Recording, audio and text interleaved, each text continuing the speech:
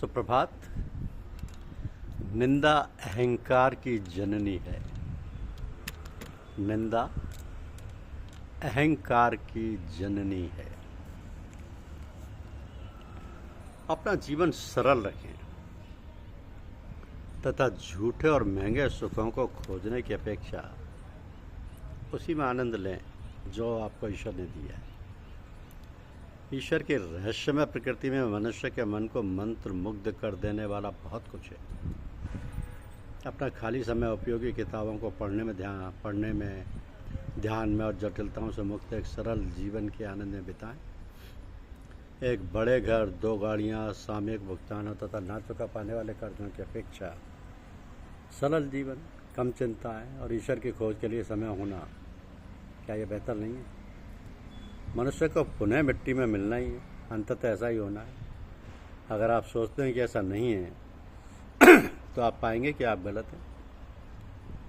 परंतु आपके घर और कामकाज अथवा कारोबार की स्थिति चाहे जैसी भी हो, अपनी सुख सुविधाओं में कटौती करें।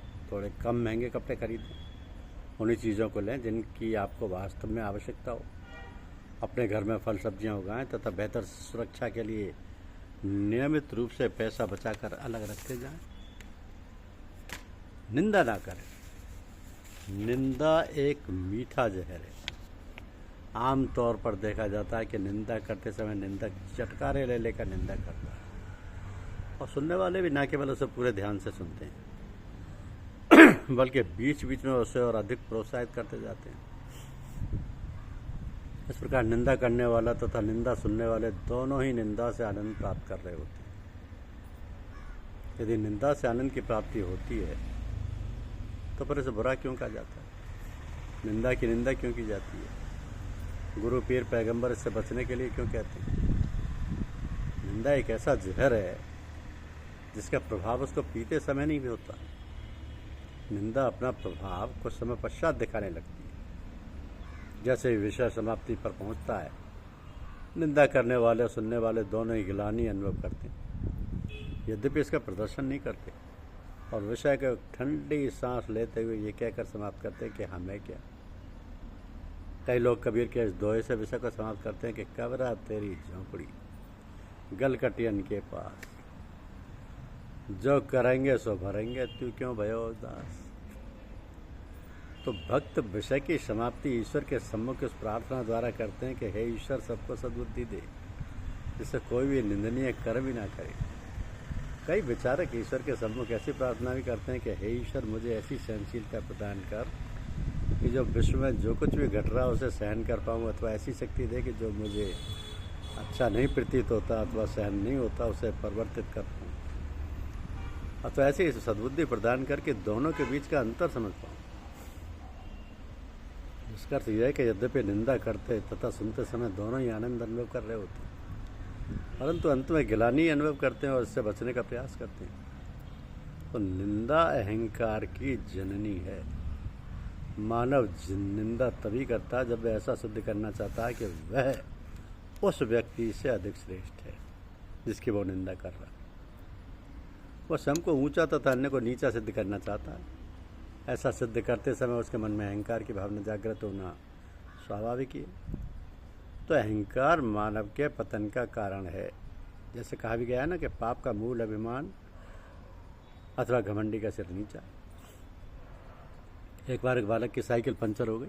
पंचर लगाने वाले ने बालक से कहा कि मैं 1 रुपये में पंचर ना लगाकर 2 रुपये में लगाऊंगा, क्योंकि मैं तुम्हारी तरह दाल नहीं बल्कि गोश्त खाता हूँ। अब इसने पंक्चर लगाना आरंभ भी किया था कि अचानक उसे मिर्गी का दौरा पड़ा, जिससे लोग इकट्ठे हो गए। उसे चमड़ा सुंघाया गया। जब थोड़ी देर में वो ठीक हुआ तो उसने बालक को वहीं खड़े देखा। तब उसने बालक से कहा कि मैं 1 रुपये में ही पंक्चर लगा दूंगा। इस प्रकार उसके अहंकार का सर नीचा हो। तो निंदक जाने अनजाने में औरों के दुष्कर्मों का फल अपने सिर पर ले लेता है। जिस व्यक्ति की वह निंदा कर रहा होता है, जिसके विषय में वो बुरा भला कहा जा रहा होता है, वह तो अपने घर में आराम से सो रहा होता है, परंतु निंदक उसके दुष्कर्मों की चर्चा करके मन और वचन से उन कर्मों को दोहराने के द्वारा पाप का भागी बन जाता है। निंदक प्राय स्वार्थ के वशीभूत होकर निंदा करते, परंतु वह स्पष्ट रूप से प्रकट नहीं करते। यद्यपि निंदा के परोक्ष में उनका स्वार्थ छिपा हुआ रहता है। ऐसे समय में उनका कहना होता है कि वे दुष्कर्म की चर्चा इसलिए कर रहे हैं कि ऐसे कर्म किए ही ना जाए, अथवा जिसकी बुराई की जा रही है वह अपनी बुराई त्याग दो। ऐसे व्यक्ति साधारण मानव को गुमराह करने की चेष्टा करते हैं। ऐसे निंदकों को कहा जा सकता है कि यदि वास्तव में आप बुराई का उन्मूलन चाहते हैं तो दुष्कर्मों की चर्चा अन्य व्यक्तियों के सम्मुख करने की अपेक्षा प्रभावित व्यक्ति को अकेले में समझाइए। निंदा से बचने का एकमात्र उपाय संतों का संग है। ऐसे संतों का संग जिन्होंने स्वयं ब्रह्म ज्ञान प्राप्त किया हो। ऐसे संत मानव मात्र को ब्रह्म ज्ञान प्राप्त करने के लिए प्रेरणा देते हैं तथा निरंतर सुमिरन द्वारा ईश्वर की अनुभूति करने के लिए कहते हैं। तो ईश्वर की लगातार अनुभूति के फलस्वरूप ब्रह्मज्ञानी मानव का गुणों के स्रोत ईश्वर से नाता स्थापित होता चला जाता है, जिससे उसमें दिव्य गुण सहज ही उजागर होते चले जाते हैं। ऐसे व्यक्ति के दर्शन में, ऐसे व्यक्ति के जीवन में निश्चिंतता, निर्विकारता, निर्भयता, प्रसन्नता, सरलता, समता, विशालता एवं दयालुता जैसे दैवी गुण सहज ही पनपने लगते।